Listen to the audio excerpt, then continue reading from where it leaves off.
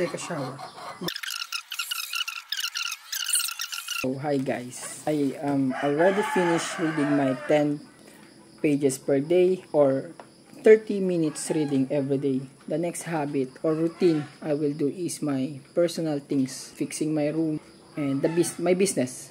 I will finish the repairing of cups. I am not really good at English at this moment, but I am still trying to improve by reading and watching tutorials about English and so on. That's it. So let's focus on our routine. Yeah.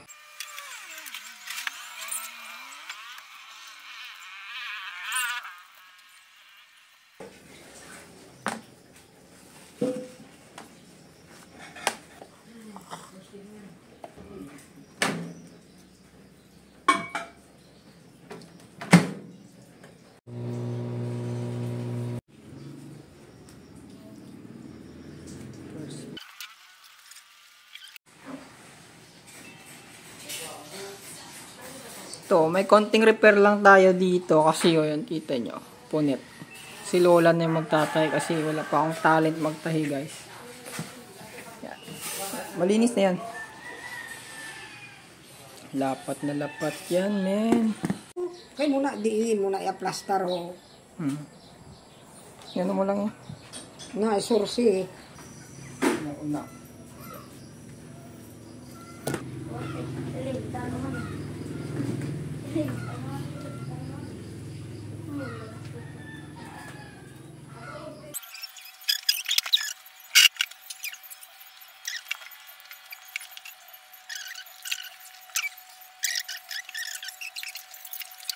Ato sa desa, anong pag-gawin po? Asa sakit nipo. Dapal din. Yan ang humbot ah. Pagdating. Gadugo na yan kung may alcohol ya. Di mo tama ko kay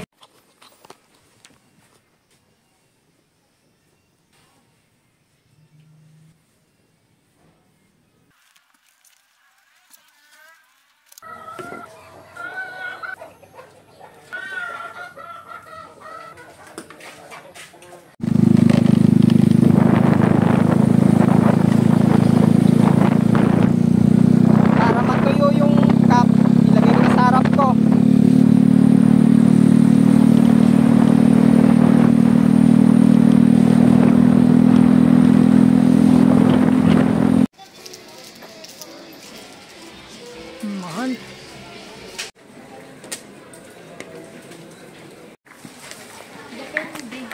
Okay. Bayad na.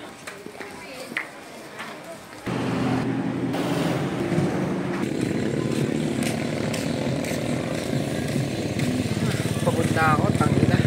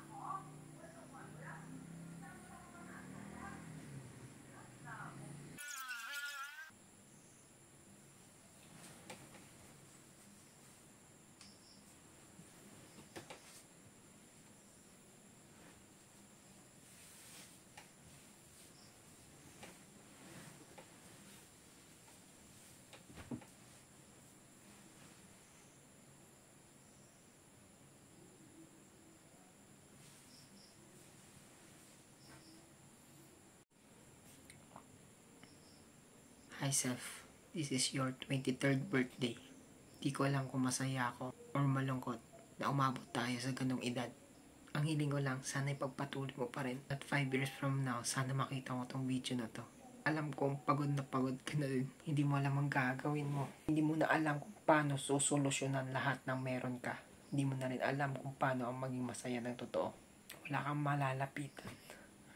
Wala kang mahingian ng tulong. Gusto ko lang sabihin sa'yo na okay lang humingi ng tulong. Okay lang humingi ng attention. Okay lang umiyak.